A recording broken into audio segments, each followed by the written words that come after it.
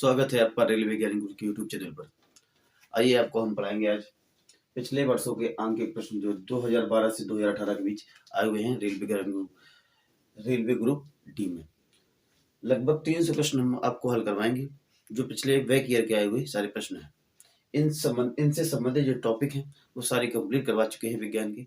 जो आप जाइए नीचे डिस्क्रिप्शन पे आपको उसकी लिंक मिल जाएगी, वहां जाकर आप वीडियो को वॉच करें। इस वीडियो को अंत तक देखें ताकि वीडियो को अच्छे से समझ सकें। चलिए शुरू करते हैं। पहला प्रश्न,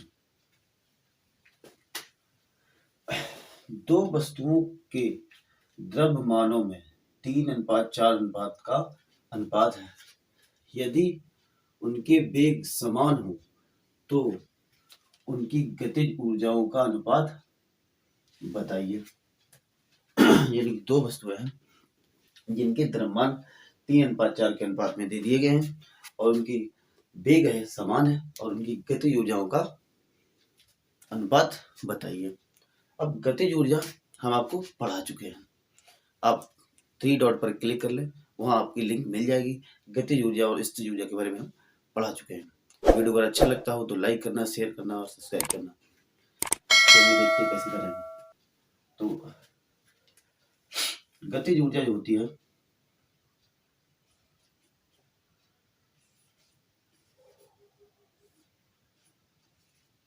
गतिज ऊर्जा सूत्र होता है गतिज ऊर्जा यानी कि काइनेटिक एनर्जी। इंग्लिश में क्या कहते हैं? Kinetic energy. Kinetic energy equal to होता है हाफ mv²। हम ऐसा पढ़ा चुके हैं। यहाँ कह रहा है वेग समान, यानी दो द्रव्यमान है,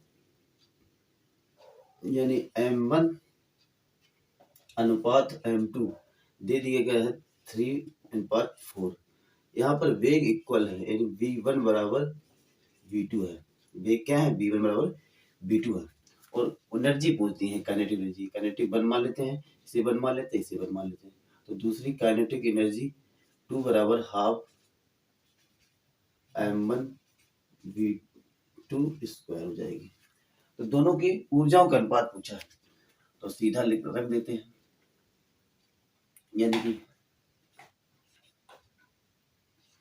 kinetic energy first is equal to half mv² बटे kinetic energy 2 is equal to half mv v1 ये v2²। ठीक, तो v1 की जगह v2 रख सकते हैं, यहाँ भी कर सकते हैं v1। तो इससे ये कट जाएगा, हाफ mv से हाफ mv कट जाएंगे। अच्छा, ये m1 m2 है, ये m1 ये m2 है। ठीक, तो एनर्जी आपकी निकल आएगी सीधी, यानी काइनेटिक एनर्जी का अनुपात काइनेटिक एनर्जी 2:2 m1 m2। जो मान दिए गए थे 3:4 थे, तो 3:4 जो मान दिया गया था वही आपका आंसर होगा, 3:4।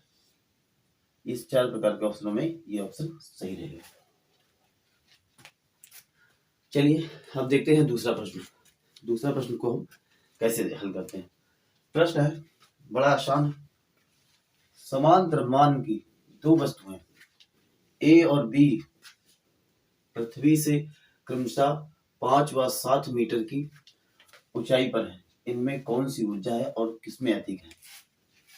ऑप्शन है गतिज ऊर्जा में गतिज ऊर्जा है और बी में अधिक है। बी स्थितिज ऊर्जा है और ए में अधिक है।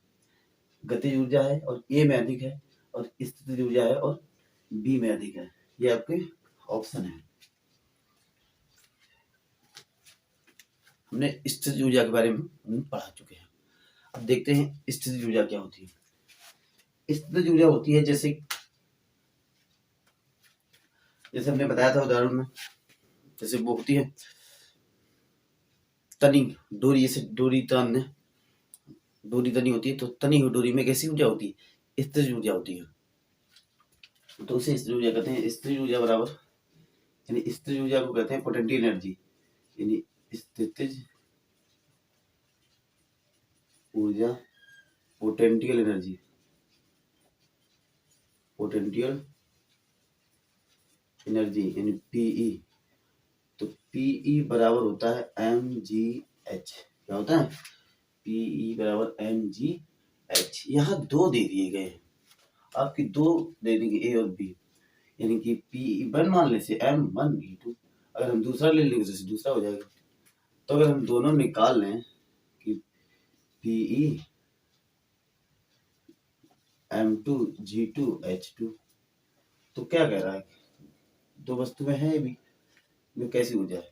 तो देख ले m1, तो यहाँ द्रव्यमान की बातें कहीं नहीं गई है, ऊंचाई भी, तो इनमें से कोई बात नहीं, ऊंचाई दे दी गई अलग अलग। ठीक, तो इसकी 5 है और इसकी 7 है। अगर देखा जाए तो ये क्या कह रहा है? ऊंचाई पर स्थित है, यानी ऊंचाई पर स्थित है, यानी कि जो द्रव्यमान है, माना कि ये चौक है, वो स्थित है। और जैसे कि पत्थर में कैसी ऊर्जा है? स्थिर ऊर्जा है। कैसी है? स्थिर ऊर्जा। और ये 5 किलो का है, ये 7 किलो का है। तो बताइए इन दोनों में कौन सी ऊर्जा अधिक होती है? यदि एक तो पता चल गया कैसी ऊर्जा होगी, पत्थर रखे हैं एक तरह के, ऊपर रखे हैं द्रव्यमान के, तो स्थिर ऊर्जा। और इन दोनों में अधिक कौन सी होगी? ये ए है और ये बी है, तो बी में अधिक होगी। किसमें अधिक होगी? बी में अधिक होगी। और कैसी होगी? स्थिर ऊर्जा। अब ऑप्शन देखते हैं। गतिज बी, गतिज ए, ये ऑप्शन नंबर ये। लेकिन यहाँ लिखा है ए में अधिक, लेकिन नहीं, बी में अधिक है। तो ऑप्शन नंबर आपका डी इज राइट आंसर।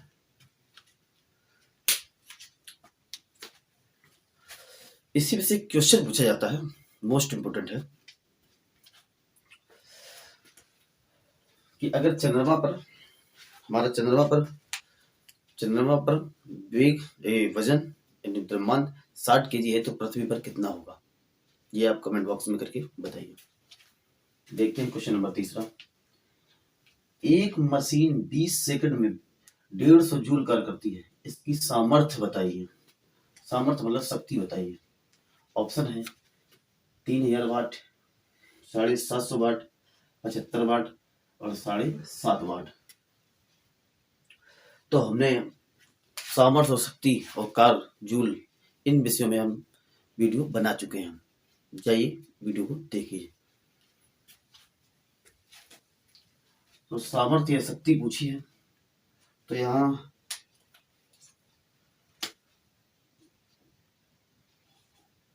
शक्ति या सामर्थ्य P बराबर कार्य बटे समय। क्या होता है?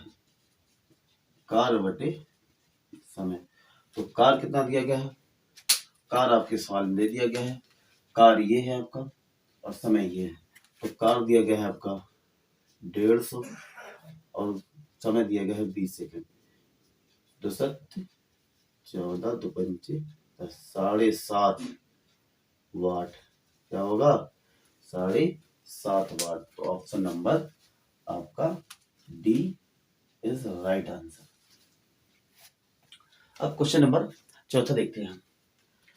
10 किलोग्राम की भार की वस्तु को 5 मीटर ऊंचाई पर छत पर ले जाने में किए गए कार्य की गणना कीजिए।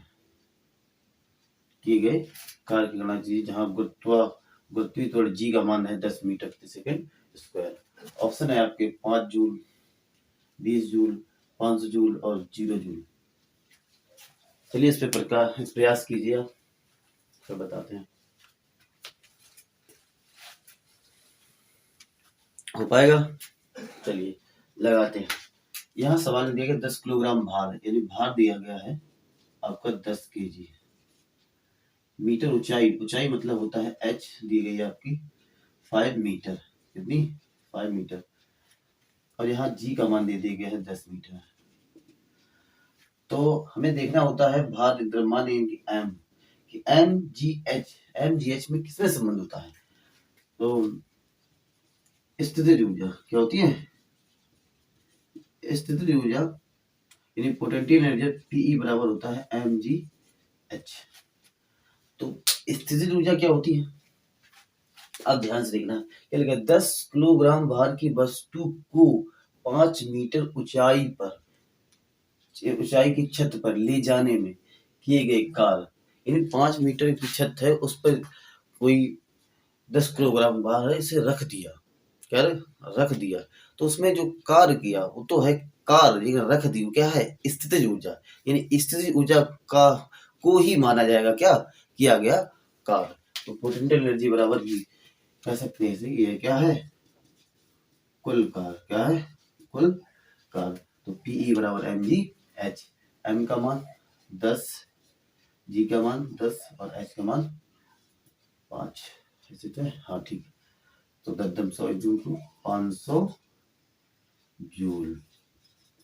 यहाँ आपका option number C is correct answer. इसका आप स्क्रीनशॉट ले ले क्वेश्चन नंबर। नेक्स्ट चलते हैं, इन 4 तो हो गए, 5वां क्वेश्चन लगाते हैं।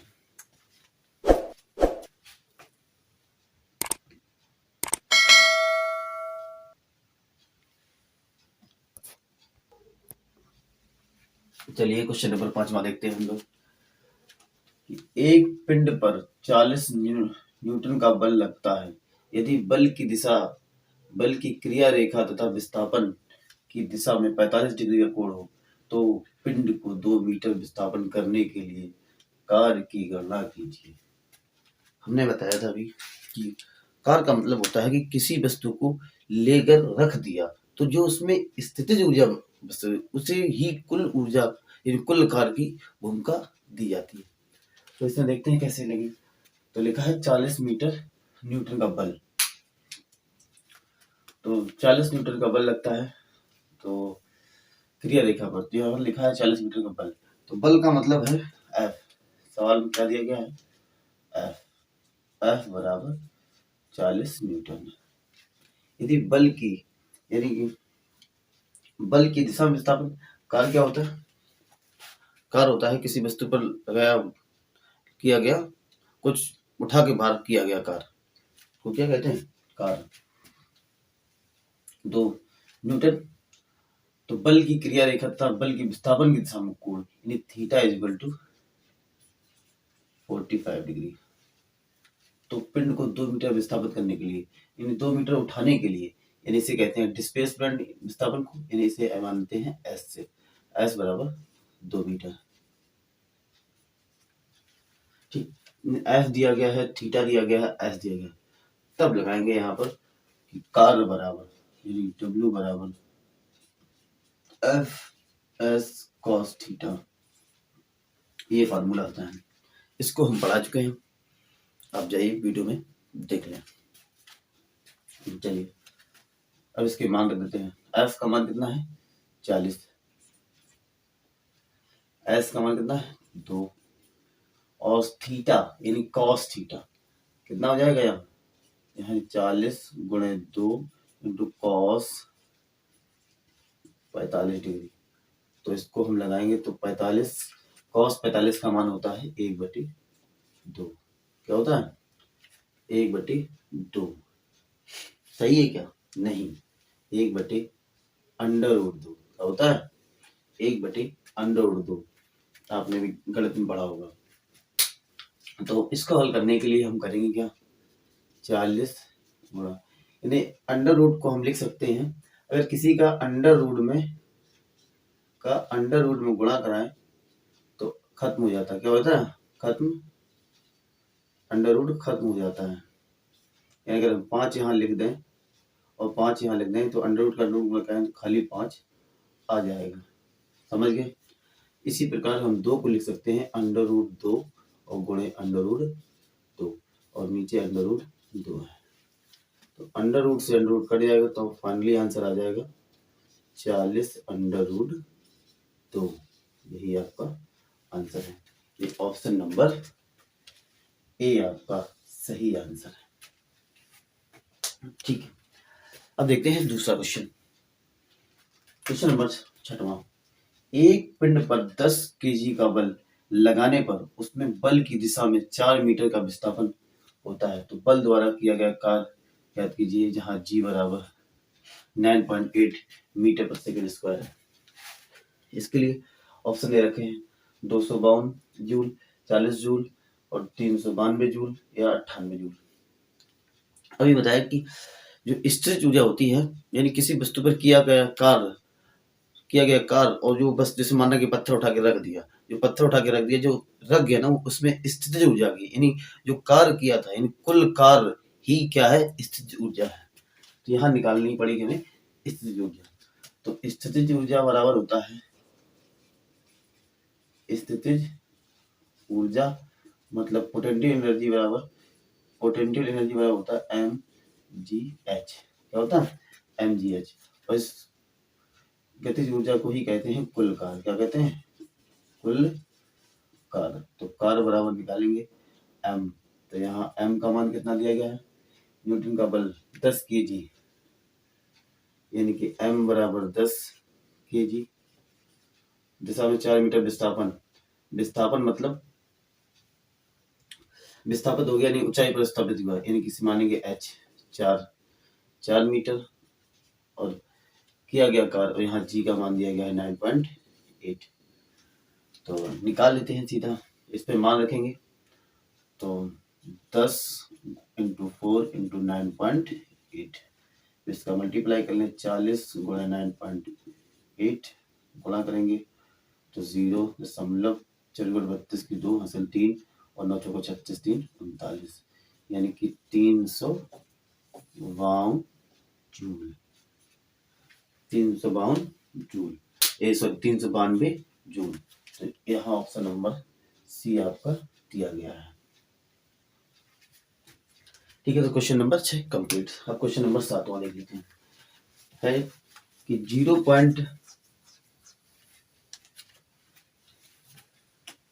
0.1 kg द्रव्यमान का एक पिंड 30 मीटर प्रति सेकंड के वेग से गतिमान कर रहा है, तो गतिज ऊर्जा बताइए। गतिज ऊर्जा बताई थी पोटेंशियल एनर्जी, यानी के ई बराबर हाफ mv² होता है। तो देख लेते हैं गतिज ऊर्जा। तो गतिज ऊर्जा यानी काइनेटिक एनर्जी के ई बराबर होता है हाफ mv², अभी बताया था हमने। ठीक है, तो देख लेते हैं क्या क्या सवाल में क्या दिया गया है। m का मान दिया गया है 0.1 kg, लिखा है द्रव्यमान, एक मिनट 30 मीटर प्रति सेकंड वेग, यानी v बराबर दिया गया है 30 मीटर प्रति सेकंड। अब हमें सिर्फ के ई बराबर बताना है, तो के ई बराबर सीधा मान रख देंगे, हाफ m का मान 0.1, v का मान 30 × 30। तो देखते हैं इसको, 1/2, 3 का 900, 900 में एक करेंगे गुणा तो कितना आएगा 900/0, यानी कि 90/2 भाग कर देंगे तो कितना आ जाएगा 45 जूल। यानी आपका option number B is right answer, 45 joule. चलिए देखिए समझ में आ रहा है कि नहीं आ रहा। चलिए क्वेश्चन नंबर 8वां देख लेते हैं। 1 किलोवाट घंटा को समझाइए। एक ये वाला क्वेश्चन कई बार आया, 1 किलोवाट घंटे को समझाने के लिए, बताने के लिए कई बार आपके एग्जाम पे आया। ये जितने भी क्वेश्चन आपके कराए जा रहे हैं, ये सब लगभग 300 प्रश्न कराए जाएंगे। ये सब पिछले वर्ष के आगे प्रश्न हैं और रेलवे ग्रुप डी में आए हुए हैं। मोस्ट इंपोर्टेंट है ये प्रश्न, तो आपको सैकड़ों बार देखने को मिला। ये वेरी इंपोर्टेंट, कैसा इंपोर्टेंट, वेरी इंपोर्टेंट कि 1 किलोवाट घंटा को समझाइए। तो समझाने के लिए तो आपको कक्षा 10 की परीक्षा में आता है, कक्षा 10 को तो पेपर देना नहीं, आपको रेलवे ग्रुप डी का देना है। वहां पर सीधे आपको याद रखना है कि 1 किलोवाट घंटा को समझाइए। ऑप्शन लिखा है 360 × 10⁻6 जूल, 3600 जूल, या 3.6 × 10⁻3 जूल, या 3.6 × 10⁻6। इसके लिए सही आंसर है 3.6 × 10⁻6 जूल। ये आपका राइट आंसर है, ऑप्शन नंबर डी ये आपका राइट आंसर है। एक क्वेश्चन बहुत पूछा जाता है कि एक सामान्य व्यक्ति के लिए, लिखते हैं क्वेश्चन कहाँ पे है जगह, इसको आप स्क्रीनशॉट ले लिया होगा। तो क्वेश्चन पूछा जाता है कि एक सामान्य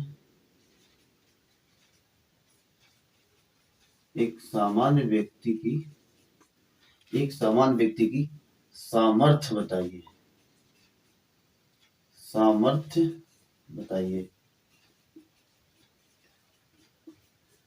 एक सामान्य व्यक्ति की सामर्थ्य यानी शक्ति बताइए कितनी होती है।